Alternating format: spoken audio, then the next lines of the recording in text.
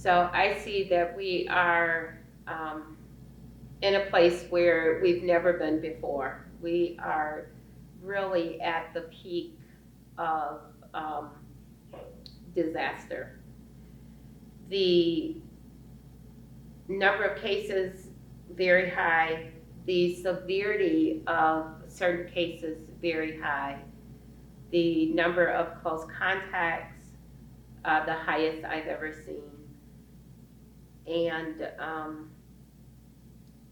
we don't see necessarily that the trend is going downward at this point. So I don't know when people wash their hands or if they have hand sanitizers in the car, but they have to be careful that even when they're picking up their food, if they're sort of like me or like how I used to be, if you kind of dip into the bag and take a quick bite before you get home, we could still be infecting ourselves. Those are still high exposure risk.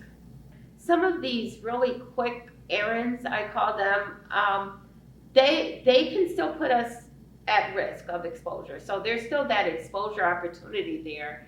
And it seems safe because they've been with themselves. They've only been with themselves. So they drove through the drive-through to pick up a prescription, and then maybe they picked up a burger, and maybe they stopped and got gas. And so they feel like they have not been within 6 feet of anybody.